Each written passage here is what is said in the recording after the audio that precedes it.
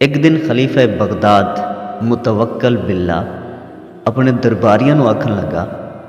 کہ امیر المومنین حضرت عثمان غنی رضی اللہ تعالیٰ عنہ دے کولوں کچھ گلاں ایسیاں ہوئیاں کہ لوگ انہاں تو ناراض ہون لگ پے اور انہاں کولوں وہ گلاں سرزد نہیں ہونی چاہیے سی۔ وچ علماء بھی بیٹھے ہیں، لوگوں نے سوال کیتا مثلاً حضور کس طرح؟ تو متوکل باللہ آکھن لگا کہ مثال دے طور تے حضرت سیدنا ابو بکر صدیق رضی اللہ تعالی عنہ جدو خلیفہ بنے تو خطبہ دین واسطے جدو ممبر تے آئے نا، ممبر دیاں 3 سیڑھیاں آئیں۔ پہلی سیڑھی تے جو سب تو اوپر والی سیڑھی ہے، آقا کریم علیہ الصلوۃ والسلام اس سیڑھی تے بیٹھ کے کھڑے ہو کے خطبہ ارشاد فرماندے ہیں۔ لیکن جدو حضرت ابو بکر صدیق خلیفہ ہوئے تو حضور علی سیڑھی تے کھڑے نہیں ہوئے، بلکہ اس تو تھلے والی سیڑھی تے کھڑے ہو کے انہوں نے خطبہ ارشاد فرمایا۔ پھر انہوں تو بعد امیر المومنین حضرت عمر بن خطاب رضی اللہ تعالیٰ عنہ خلیفہ ہوئے تو وہ بھی حضرت ابو بکر صدیق رضی اللہ تعالیٰ عنہ علی سیڑھی تے کھڑے نہیں ہوئے، بلکہ اس تو تھلے والی سیڑھی تے کھڑے ہوئے اور انہوں نے خطبہ فرمایا لوگوں دے سامنے۔ لیکن حضرت عثمان غنی رضی اللہ تعالیٰ عنہ جدو خلیفہ ہوئے تو انہوں نے سب تو اوپر والی سیڑھی آقا کریم علیہ الصلوۃ والسلام دی جو سیڑھی ہے اس تے انہوں نے کھڑے ہو کے خطبہ ارشاد فرمایا۔ اے متوکل باللہ نے اعتراض کیتا۔ اس دے درباری علماء دے وچ ایک عالم بیٹھے ہیں اور انہوں نے نا بڑا پیارا جواب دیتا۔ اس نو علمی جواب تو نہیں آکھیا جا سکتا، لیکن وقتی طور تے انہوں نے ایسا جواب دیتا کہ جس دے اندر اس دا جو اعتراض آ وہ بالکل ختم کر دیتا گیا۔ انہوں نے کہتی کہ حضور اگر اسی طرح سلسلہ چلتا رہتا تھوڑے مطابق کہ جس طرح ہر خلیفہ تھلے والی سیڑھی تے آ کے خطبہ ارشاد فرماویا تو پھر حضرت عثمان غنی رضی اللہ تعالیٰ عنہ تھلے ایک سیڑھی لواں دے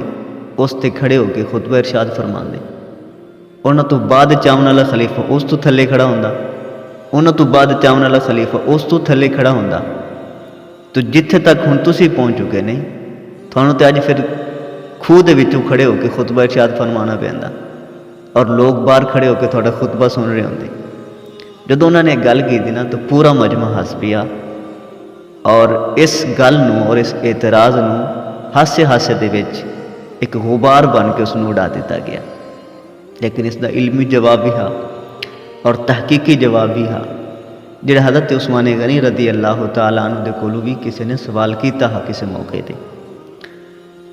آپ دے کولوں پوچھا گیا کہ تسی آقا کریم علیہ الصلوۃ والسلام تو بعد جو خلیفہ ہوئے حضرت ابو بکر صدیق رضی اللہ تعالیٰ عنہ وہ تھلے والی سیڑھی تے کھڑے ہوئے، حضرت عمر فاروق رضی اللہ تعالیٰ عنہ اس تو تھلے والی سیڑھی تے کھڑے ہوئے اور تسی ڈائریکٹ ہی جا کے حضور علی سیڑھی تے بیٹھ گئے۔ تو حضرت عثمان غنی رضی اللہ تعالیٰ عنہ نے جواب دیتا کہ اگر میں حضرت عمر علی سیڑھی تے کھڑا ہوندا تو لوگوں نے اعتراض کرنا سی، لوگوں نے شبہ پیدا ہوندا، لوگوں نے خیال پیدا ہوندے کہ شاید میں اپنے آپ نو حضرت عمر ورگا تصور کردا پیا، اس واسطے میں اس سیڑھی تے کھڑا نہیں ہویا۔ پھر میں کھڑا ہون لگا حضرت ابو بکر صدیق رضی اللہ تعالی عنہ والی سیڑھی تے۔ پھر میں نو خیال پیدا ہویا کہ لوگ تصور کریں گے پتہ نہیں میں اپنے آپ نو حضرت ابو بکر صدیق ورگا سمجھدا پیا، حالانکہ دونوں حضرات میرے تو بہتر ہے، میں نہ دونوں ورگا نہیں ہاں۔ پھر میں نو خیال پیدا ہویا کہ میں سب تو اوپر والی سیڑھی تے کھڑا ہونا، ہن تے کسی نو گمان ہی پیدا نہیں ہونا کہ میں اپنے آپ نو حضور ورگا تصور کرنا، لہٰذا اس واسطے میں سب تو اوپر والی سیڑھی تے یعنی رسول اللہ صلی اللہ تعالیٰ علیہ وسلم والی سیڑھی تے جا کے کھڑا ہویا۔